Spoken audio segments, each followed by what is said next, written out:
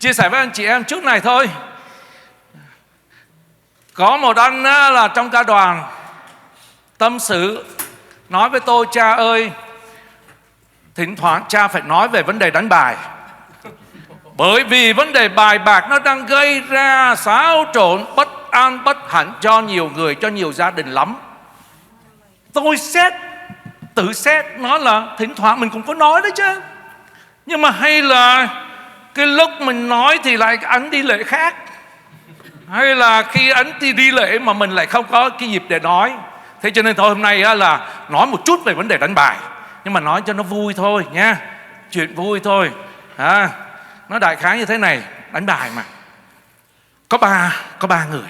Thứ nhất là một thầy Rabbi Do Thái, đạo Do Thái. Thứ hai là một mục sư đạo Tin Lành. Thứ ba là một cha xứ đạo gì? Đạo Công giáo. Ba người ngồi đánh bài với nhau. Đang đánh nó thì là cảnh sát được mật báo ở đâu đó đột nhập vô. Và thế là sao mà ba người nhanh tay giấu được bộ bài. Thế cho nên là không có vật chứng tang chứng gì hết. Cảnh sát vô mới hỏi: thầy Rabbi, có phải thầy đánh bài không?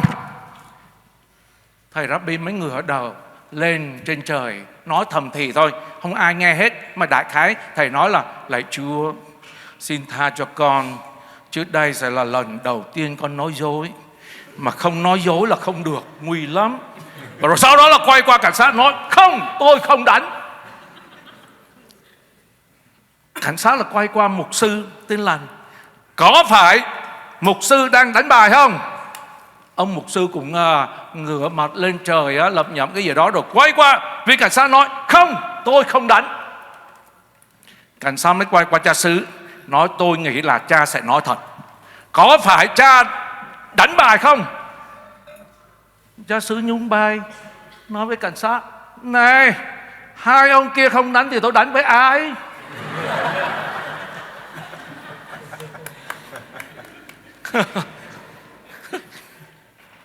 Thưa anh chị em, chuyện nó vui thôi nhưng mà nó cũng đáng cho chúng ta suy tư.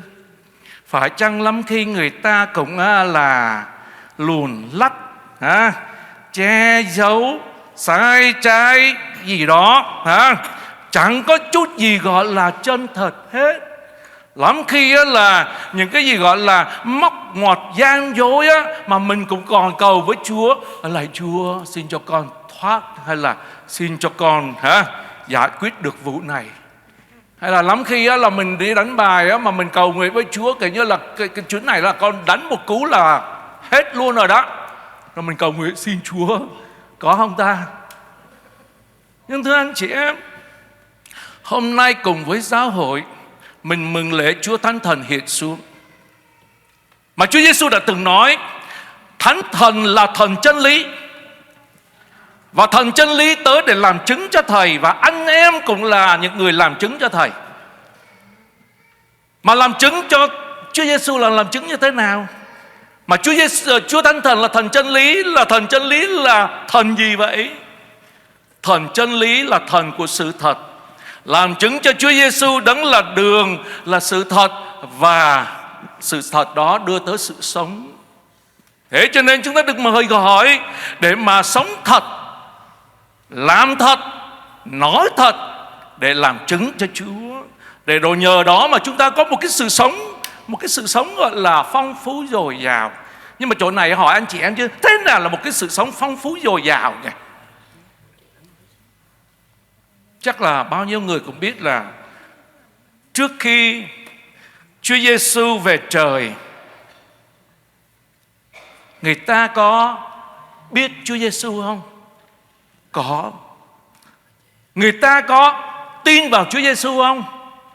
Có. Người ta có yêu Chúa Giêsu không? Có. Có đấy. Nhưng mà cái sự sống của biết, của tin, của yêu đó dường như nó túm tụm lại với nhau. Người ta ở trong phòng, ở trong nhà thôi. Bởi vì sao? Bởi vì sợ. Cho đến khi mà Chúa Thánh Thần hiện xuống thì cái biết, cái tin, cái yêu đó nó mới bùng nở lên như là bông hoa được nở ra dưới ánh mặt trời. Và lúc bây giờ thì cái sự sống đó nó mới gọi bùng khởi ra. Còn trước đây thì túm tụm lại ở trong phòng, ở trong nhà.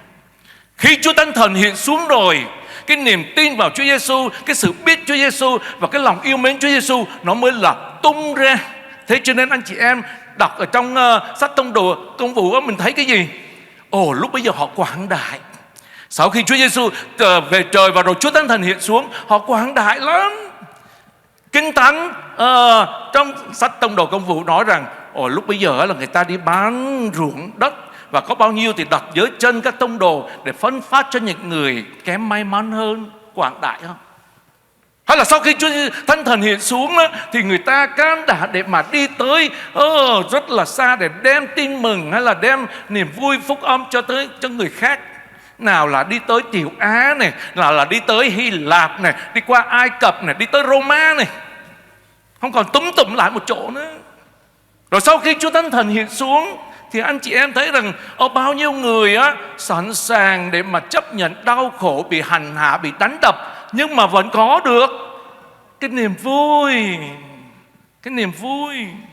Mặc dầu chịu sỉ nhục, chịu đau khổ vì đức tin, vì Chúa đó, nhưng mà vẫn có niềm vui. Kinh Thánh bảo rằng mấy ông tông đồ sau khi bị người ta sỉ nhục đánh đập xong, họ ra bởi họ vui bởi chịu sỉ nhục vì Chúa Kitô. Vậy đó. Còn không biết anh chị em ở đây chúng ta sống đạo, theo đạo, mình có niềm vui không nhỉ?